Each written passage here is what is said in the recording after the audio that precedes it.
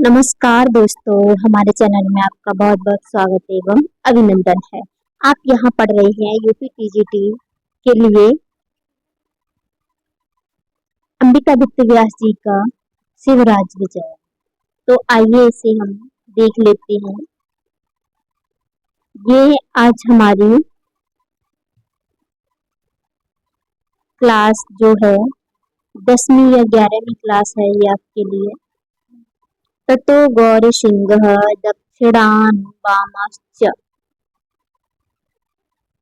इससे पहले यहाँ रह गया है, इसे पढ़ लेते हैं, उसे बाद में देखेंगे।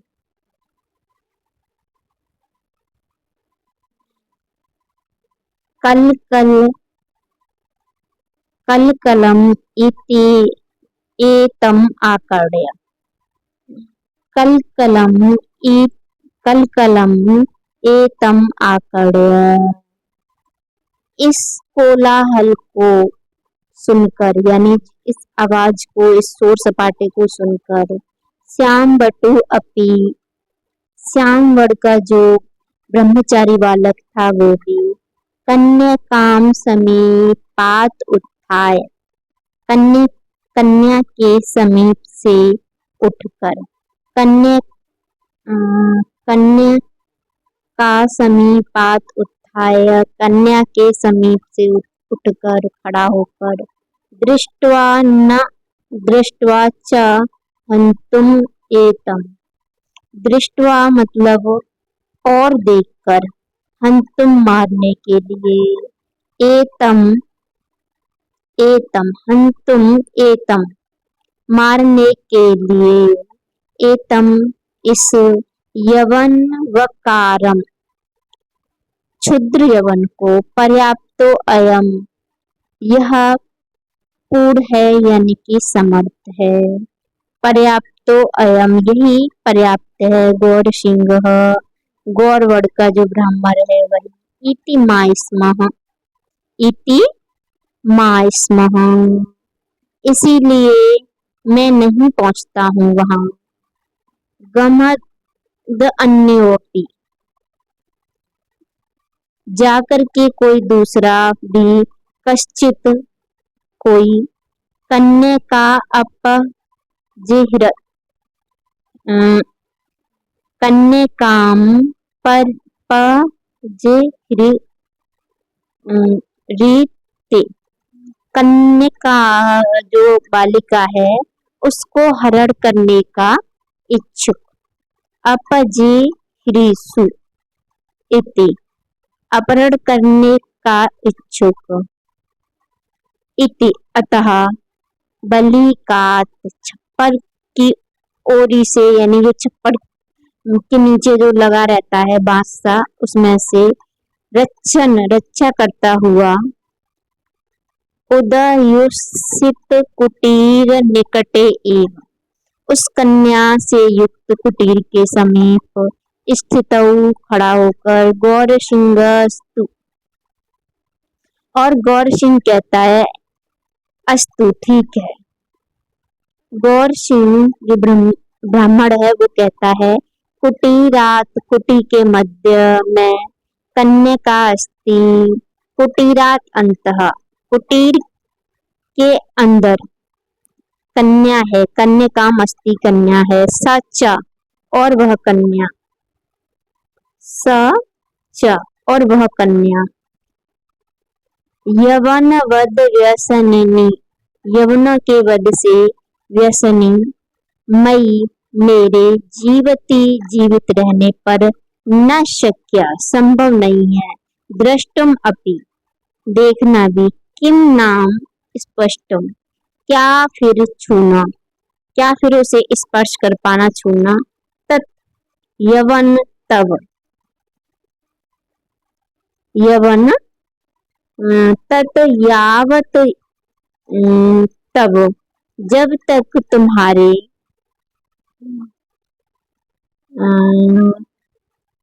कहा उष्ण सोडित त्रसित एसह चंद्रहासौ न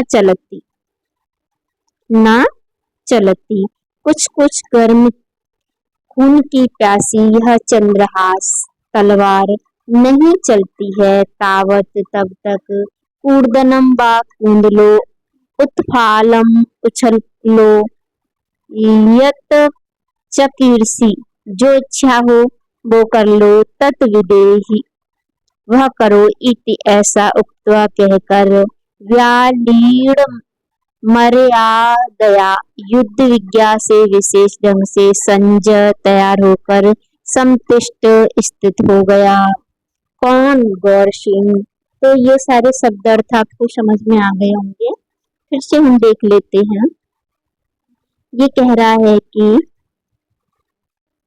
कल कलम एक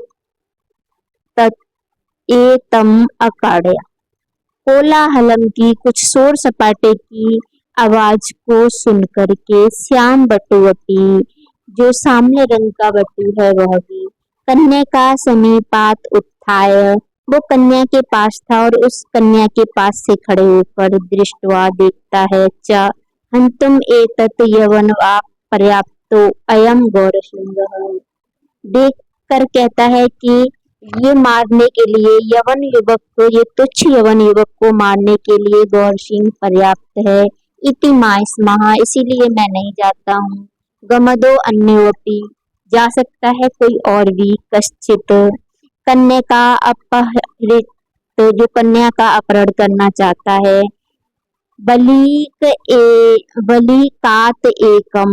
बलिकात एकम जो छप्पर के नीचे है उसमें से बलिकात में से एकम विकट खंड आकृष्य भयंकर तलवार को निकाल करके तत्सौ उसके मूड़े को पकड़ करके गृहीत्वा पकड़ के कन्या काम रक्षान कन्या की रक्षा करने के लिए द्यूषित कुटीर निकट एवं स्थित जिस कुटिया में वो कन्या का स्थित है उस कुटिया के समीप जाकर के स्थित खड़ा हो जाता है।